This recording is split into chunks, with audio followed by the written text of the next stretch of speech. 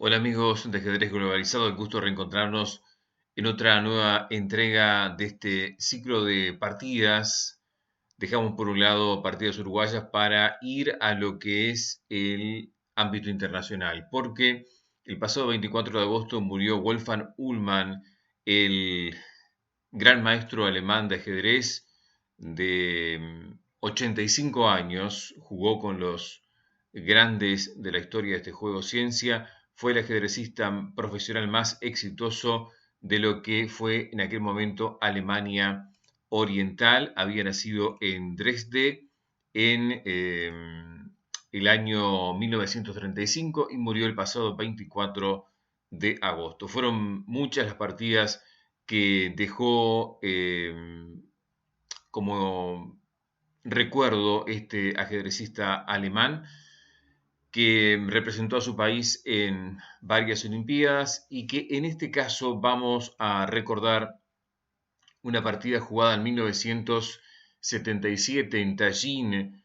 donde Ullmann con negras enfrentaba a el gran David Bronstein, el ruso, en el Memorial Keres de aquel año, jugado el 23 de febrero del año 77. De blancas, Bronstein, que plantea su peón rey, muy habitual por aquel entonces, y Wolfgang Ullmann se decide por aplicar la defensa francesa, concretamente variante Binauer, de la cual era especialista.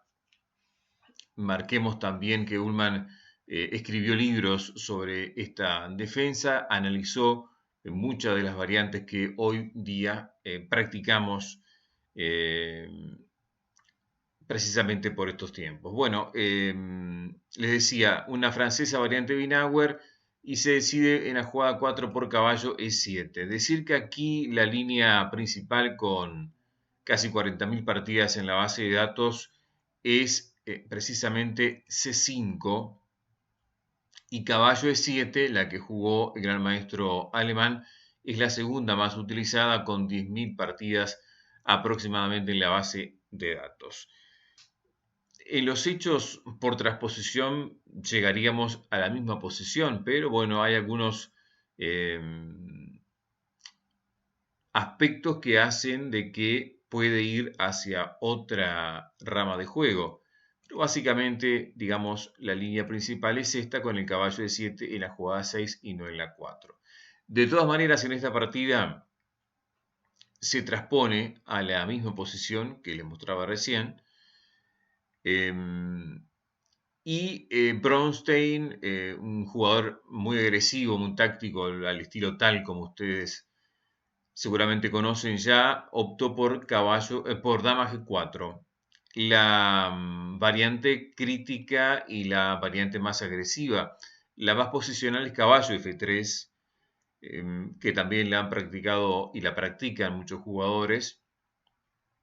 En este caso, el negro continúa con este tipo de desarrollos habitualmente con partidas que se dan más de índole posicional.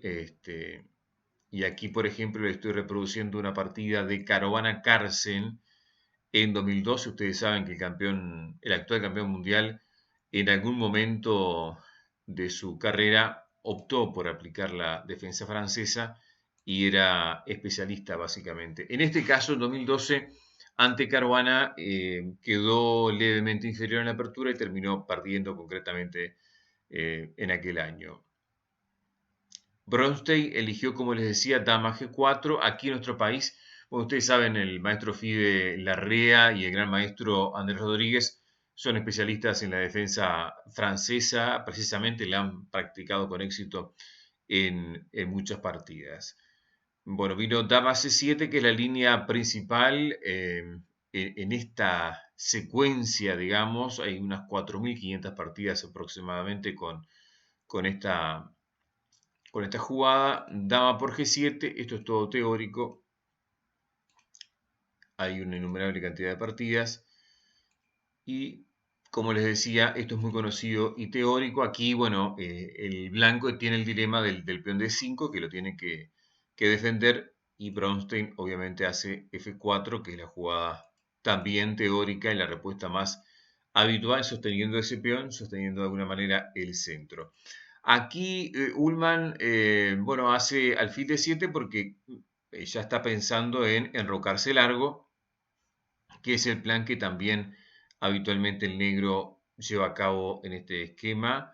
Vino dama de 3, el blanco debe reacomodar a esa dama que está en H7, D por C3 y H4. Bueno, esta es una jugada típica de Bronstein, que como ustedes bien saben, era un jugador muy táctico, muy agresivo, pero en este caso parece un plan dudoso que hace de alguna manera perder la leve ventaja que tenía el blanco. La mayoría de los que llegan a esta posición capturan primero en C3, es decir, juegan caballo por C3, el negro responde a 6, torre viene a B1 porque hay que ocupar esta columna porque el rey de las negras va a venir para este lado. Caballo a 5 y ahora sí, H4 es lo que se ha jugado con éxito en algunas ocasiones y bueno, en otras no tanto. Torre H3 porque hay que defender la entrada de la torre negra en esta casilla precisamente, y enroque largo. Por ejemplo, esto es un blitz de 2008 entre Karekin y Grishuk. También hay varias partidas con este tipo de secuencias. Aquí en los hechos hay una leve ventaja del blanco en esta posición, pero también hay partidas en donde el negro ha logrado llevarse la victoria o al menos no ha perdido. Pero bueno, en este caso Bronstein no capturó el peón de C3 y eso le va a generar un inconveniente posterior. Prefirió H4, a lo que el negro, bueno, sigue con el desarrollo de enroque. Y ya aquí, en esta posición concretamente, sin capturar el peón de C3 y con este peón en H4, hay unas 44 partidas con esta línea en la base de datos y las negras tienen ya un 56% de posibilidad de victoria concretamente. Vino H5, que es el plan que eligió Bronstein, caballo F5, H6, sigue con su idea, pero quizás aún estaba a tiempo de capturar este peón de C3. Quizás era mejor, por ejemplo, dama por C3 y a rey B8, torre B1 aquí. La perspectiva sería ahora, igual que la anterior línea, con una leve ventaja del blanco. Pero bueno, Bronstein tenía otra idea, otro plan que venía llevando a cabo, que era avanzar con el peón de H. En este caso ya está en H6 y Ullman indudablemente tenía previsto esto, juega torre G6, amenaza el peón H7 y rey H8. Con esta sencilla línea, el gran maestro alemán demuestra que el blanco ha hecho un plan que no es del todo correcto, porque ese peón de H7 indudablemente, como ustedes pueden ver, va a estar cayendo tarde o temprano. Hace torre H3 el blanco porque, bueno, de alguna manera tiene que tratar de, en principio, cubrir esta casilla para evitar que una torre negra se instale ahí. Y por otra parte, bueno, tiene también ahora que defender este peón. Tienen que ingeniárselas para no perderlo. Y aún no ha recuperado este otro, es decir, que tiene varios temas atrasados en esta línea. Vamos a ver cómo siguió la partida. Como les decía, el torre H3 es una imprecisión porque había que recuperar el peón de C3 que indudablemente le da al blanco otra posibilidad. Por ejemplo, aquí estamos en una línea relativamente igualada. Era mejor esta posibilidad para Bronstein que la que eligió precisamente el gran maestro ruso. Vino torre H3, les decía, y aquí D4, Ullman ya demuestra que entiende la posición y toma el mando de la partida defendiendo ese peón que les decía, el de C3, y marcando una presencia importante ya en el centro del tablero. torre B1, el blanco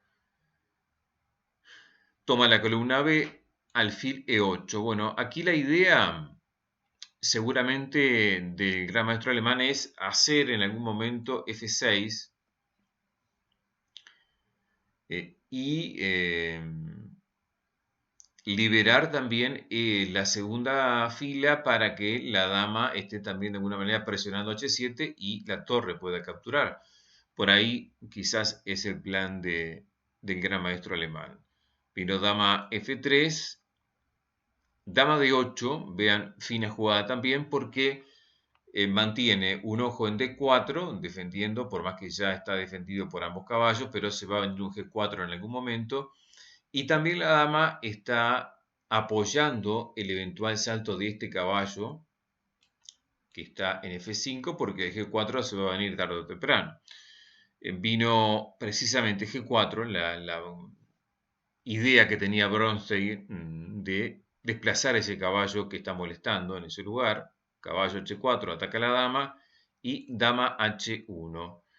Estamos atacando el caballo y de alguna manera, de forma indirecta, defendiendo este peón que ha quedado avanzado, sí, pero bueno, ya débil. En este momento las negras optan por la sencilla torre por G4 porque cumple ya varias finalidades, es decir, ya capturamos un peón en G4, vamos a capturar H7 y de paso defendemos a H4, que más se puede pedir. Bronstein responde con caballo G3. Él sabe que está inferior y busca un juego dinámico de alguna manera, tratando de llevar quizás con este caballo a E4 para tratar de presionar aquí en D6 o quizás en F6. Y también darle vida a este alfil, ¿no? Porque de alguna manera hay que tratar de desarrollar las piezas que aún no han jugado. La idea que sugiere aquí el módulo es, por ejemplo, torre G3 o torre D3 con esta jugada táctica de alguna manera que indudablemente no podemos capturar la torre con el caballo porque habría un mate en B7. Bueno, volvamos a la partida, caballo G3 y aquí simplemente Ullman decide hacer torre por H7 y acá el caballo 4, que era el plan de Bronstein activando las piezas, vino la sorpresa, porque aquí viene un sacrificio en el momento justo cuando el caballo blanco está en ese lugar del tablero, que es caballo por E5. Es decir, sacrificamos el caballo en el centro del tablero y le quitamos punto de apoyo a la idea de Bronstein, que era saltar ahí o saltar acá. Porque ahora tenemos la dama que lo podría capturar. También estamos amenazando llevar el alfil a C6, en una posición muy activa, clavando el caballo, y esta dama, ustedes pueden ver, está en una posición bastante fea. Vino F por E5, hay que aceptar el sacrificio, no queda otra, alfil C6, alfil D3 defiende el caballo porque ya había dos piezas que atacaban el caballo D4, la torre de G y el alfil de C, y aquí vean ustedes el rey de las negras, una jugada fina indudablemente de Ullman, porque escapa de cualquier eventual jaque del caballo para tratar de huir de esa diagonal en donde el alfil de negras está presionando. Ahora sí, la flecha quedó mejor. Vino rey F2 y torre H5. Estamos presionando en E5 y estamos también con una ventaja incuestionable de las negras porque también estamos amenazando un eventual jaque de torres y el rey negro está bueno, atacado por mucho material, por muchas piezas enemigas. Torre F3 defiende justamente con un eventual jaque. Dama G8 es una jugada fuerte también. Las piezas negras siguen de alguna manera sobre el monarca blanco y la ventaja aquí ya es indiscutible para Ullman juega alfil F4 Bronstein, tratando de hacer alguna defensa activa. Recién, vean ustedes, puede desarrollar el otro alfil. Caballo captura la torre. Dama por, simplemente torre por F4. Como pueden ver, el blanco ya está perdido. Dama H6 y simplemente Bronstein, al caballo G5 de Ullman, decide abandonar en esta, no digo miniatura, pero sí de alguna manera corta partida, en donde, si bien abandona la jugada 30, ya venía en una posición inferior por lo menos 10 jugadas atrás. La forma en que tenía el gran maestro alemán de jugar esta defensa era muy reconocida por aquellos años, y justamente en ese año 77, en el Memorial Keres, la puso de manifiesto ante un gran jugador como David Bronstein, el gran maestro ruso, que también brilló durante aquellos años, donde el ajedrez era sin lugar a dudas eh, algo muy importante para los países de aquella Europa, de la Unión Soviética, y quizás no tanto por estos lares. Bueno, si les gustó este video, les invito a que se suscriban a nuestro canal y le den un me gusta para continuar presentando partidas del ajedrez mundial y también, obviamente, del ajedrez uruguayo. Estamos en contacto. Ha sido un gusto.